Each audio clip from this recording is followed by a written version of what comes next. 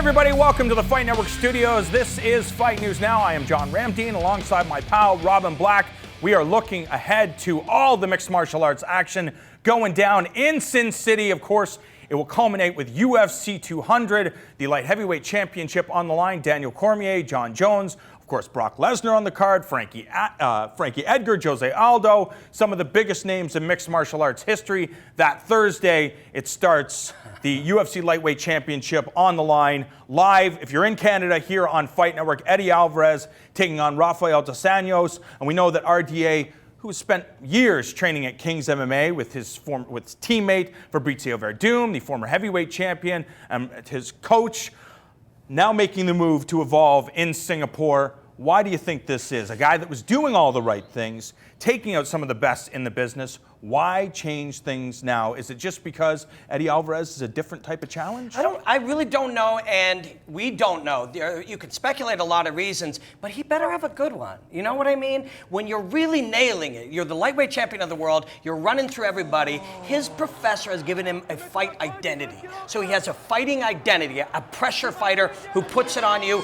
If you go to the ground, he ends up on top and he crushes you. Or he uses pressure while on his feet, moves forward. That's a real identity. When you change camps sometimes, you focus on different skill sets, different parts of your game. Will it change his identity? The one thing, we go back and look at Chris Weidman, he was undefeated.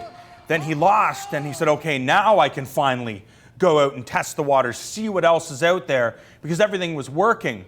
Why is that a mindset for some fighters that just keep going with what brought you to the show instead of expanding your horizons and looking at the entire mixed martial arts stratosphere? That's a good question, but I think it's fear. When you're winning, when you're dominating, when everything is going right, just whether it's superstition or just fear in the back of the head, you just don't want to screw it up. You know what I mean? If things are going well and something you're going to lose eventually, you don't want it to be your fault. You don't want to be looking back and go, why did I make this choice? So I think that fear of making the wrong decision is what motivates people to kind of hold in the direction that they're going. This is an interesting move for RDA. We don't know the answer to why, and we won't know until after the fight if it was a good thing or a bad thing. But Eddie Alvarez, man, people don't quite have a full picture of what this guy can do, and I think maybe that's been by design. He thought, I just got to win these fights, and wrestling was the key to winning those last couple of fights for him. It made him kind of fly under the radar as far as being an action fighter, which is something he really much is, and so I think people have a mistaken identity of what an Eddie Alvarez is, and I think he's here to show you. Will we see glimpses of the action fighter that is Eddie Alvarez, or because of where he is in the pecking order, because when you look at the SAP Alvarez scale, you talk about the fighters that are at the championship level reduce the risks. Yep. And now that he's at that level, will this be a constant moving forward, or will we see glimpses of the magic that he and Michael Chandler showcased to the world on the same day that Dan Henderson and Shogun were involved in that brilliant fight? Every single fight is different. Every matchup is different. The dynamic between you and another man is different. Jon Jones versus OSP existed in time because Jon Jones was fighting OSP on short notice with the ramifications being the most important fight. It shaped that fight.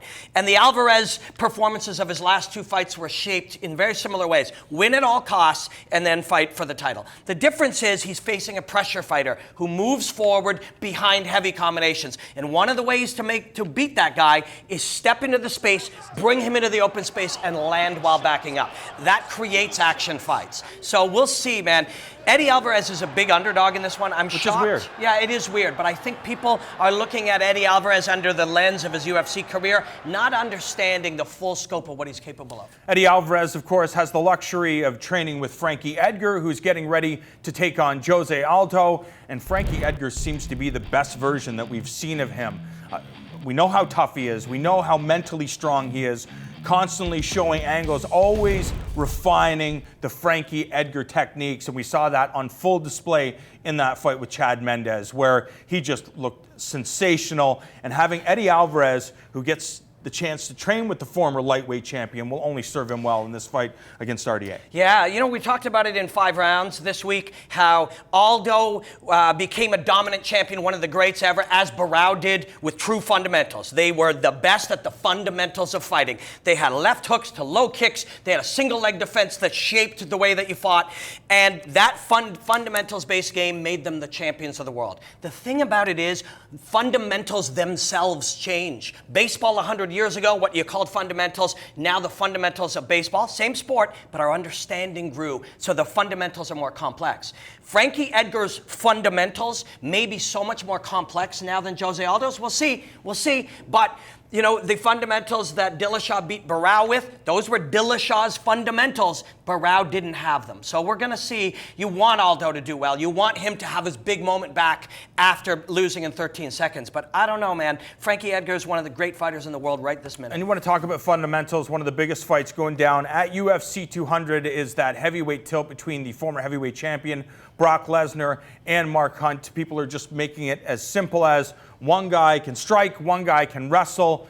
Do you think because of everything we know about Brock Lesnar, he keeps everything guarded, we don't know the secrets that he knows? Has Brock Lesnar, since I'm not going to say he dipped his toe in because the guy became the heavyweight champion of the world, despite the fact that he has less than 10 fights under his belt, has he been progressing as a martial artist? Did he embrace the entire martial artist, mixed martial arts journey? And even though he was performing in the WWE, he still could be doing things behind closed doors to help him be a better fighter. If that was eventually the idea, return to mixed martial arts. When asked about it, he said, I hit mitts whenever I get the chance. Is that real? I roll with people whenever I get the chance. So do you and I, which when we get the chance is when we're in Regina and Faraz is doing a thing sometimes. Depending on how busy your life, your travel schedule is, regular people hitting mitts when they get the chance is not enough to be fighting. So it's hard to say. But it's also, again, the game has changed, man. Lesnar says, am I a better striker than him? No. But is he a better wrestler than me? Hell no. That is true. But wrestling begins the moment when you get your hands on the man. And that game of being able to avoid the wrestling, defend takedowns, it started to move over to be a part of striking. How you move your feet starts with your ability to defend takedowns. And that's a striking-based game.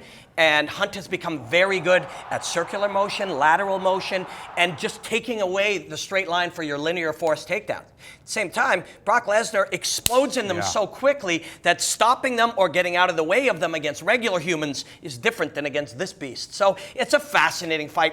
I'm way more interested in it now that time has elapsed and you kind of forgot about him. And when I went to do the breakdown, I went back and watched every minute of those 7 UFC fights. 7. The guy has 8 fights ever. I have 9. You know what I mean? Like, it's ridiculous. But he's a very incredible monster of an athlete. And it's going to be really cool to see him do his thing. And then that's kind of what you look at. Because of his ability to explode, close distance very, very quickly, I think also you look at all those fights that he had where he was clearly overmatched. Athletes that have been in the game for such a long time, but what Brock Lesnar proved is that he is able to take punishment.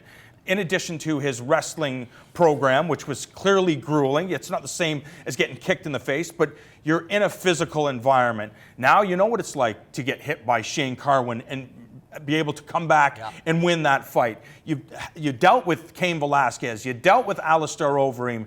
Yes, you're probably going to get hit by Mark Hunt, but the idea is, yes, he's going to hit me, but make him pay when he does. People often talk about certain things as if they're just absolute fact. Brock Lesnar doesn't like getting hit. Hey, everybody, Brock Lesnar, he's scared to get hit.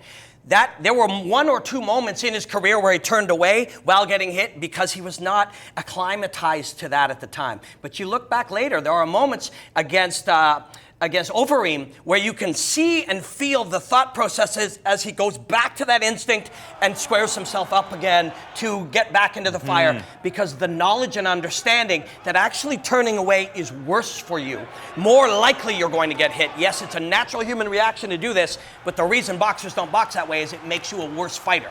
So he has adapted to it. He understands it. And in the time, if everybody's sitting around going, this guy doesn't like to get hit, you don't think he's addressed these thoughts and these facts and these identities. And there are ways that you train to acclimatize yourself to that. And he will have done that. But it's going to be a fascinating one, man. It really is. The theory is, if it's coming right at you, you don't have to defend the takedown if you're not there. Hunt knows that theory. That's the plan. Also, the theory is, I'm just a way better striker than this guy. I'm going to hit him. Both of those theories are flawed when the machine is so explosive. All you got to do is get out of the way of the, and I'm taken down.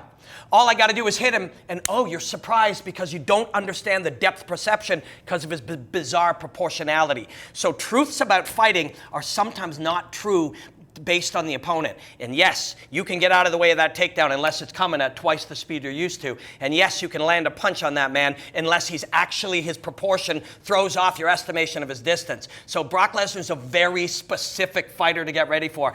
And Randy Couture will tell you that. When you look at, or when you think about what is going to happen inside of the cage, considering the fact that Brock Lesnar managed to take down the wrestler in Shane Carwin, he managed to barrel over the former heavyweight champion in Cain Velasquez, is he going to be able to do that against Mark Hunt?